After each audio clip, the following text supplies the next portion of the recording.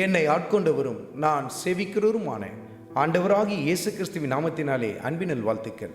கிறிஸ்து இயேசுக்குள் மிகவும் பிரியமான அன்பு சகோதர சகோதரிகளே, ஒவ்வொரு நாளும் விடியற் காலையில் நாம் செய்ய வேண்டிய 2 மிக முக்கியமான காரியங்கள் இருக்கிறது. அதை கர்த்தருடைய ஆவியானவர் நமக்கு சுட்டி காட்டுகிறார். சங்கீதத்தின் புத்தகத்தில் 119வது அதிகாரத்தில் 147வது வசனத்தை குறித்து கொண்டு தியானித்து பாருங்கள். அதிகாலையில் நான் எழுந்து சத்தமிட்டேன், உடைய வசனத்துக்காக காத்திருக்கிறேன் என்று சொல்லி சங்கீதக்காரன் இடத்தில் சொல்லுகிறதை நீங்கள் பார்க்க முடியும். 2 காரியங்களை சுட்டி காட்டுகிறார்.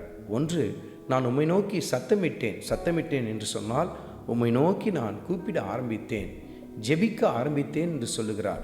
2வது, உடைய வசனத்துக்காக காத்திருந்தேன் என்று சொல்லுகிறார். அருமையான மகனே, அருமையான மகளே, ஒவ்வொரு நாளிலும் அதிகாலையிலும் இந்த 2 காரியங்களை செய்ய ஆரம்பியுங்கள். ஒன்று, நீங்கள் கர்த்தரோடு கூட பேச ஆரம்பியுங்கள். 2வது, கர்த்தர் உங்களோடு கூட பேசுகிற காரியத்தை கவனமாய் கேட்க ஆரம்பியுங்கள், கீழ்ப்படிய ஆரம்பியுங்கள், ஜெபியுங்கள், வேதத்தை அதிகமாய் வாசியுங்கள். இந்த 2 காரியங்களையும் ஒவ்வொரு நாளும் தவறாமல் செய்ய ஆரம்பியுங்கள். அதையும் விடியற்காலத்தில் நீங்கள் செய்வீர்கள் என்று சொன்னால் மிக ஆசீர்வாதமாய் அது காணப்பட ஆரம்பிக்கும். பாருங்கள், ஜெபிப்பதோடு கூட சில பேர் நிறுத்தி விடுவார்கள். ஆனால் என்னை பொறுத்தவரையிலும் வேத வாக்கியங்கள் தான் மிக முக்கியமானவைகள்.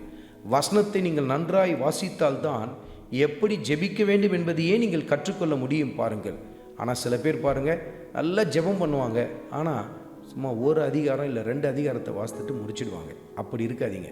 அதிகமாய் வேதத்தை வாசியுங்கள், அதை தொடர்ந்து ஜெபிக்க ஆரம்பியுங்கள். கர்த்தர் உங்கள் வாழ்க்கையிலே ஆச்சரியமான மாற்றங்களை தர ஆரம்பிப்பார். நீங்கள் அவரோடு கூட பேசுங்கள், அவர் உங்களோடு கூட பேசட்டும். அந்த வசனத்துக்கு கீழ்ப்படி ஆரம்பியுங்கள். இந்த 2 காரியங்களையும் ஒவ்வொரு நாளும் அதிகாலை வேளையில் செய்ய ஆரம்பியுங்கள். கர்த்தர் உங்கள் வாழ்க்கையிலே ஆச்சரியமான காரியங்களை செய்ய ஆரம்பிப்பார். ஆண்டவராகிய இயேசு கிறிஸ்துவின் கிருபை உங்கள் அனைவரோடும் கூட இருப்பதாக. ஆமென்.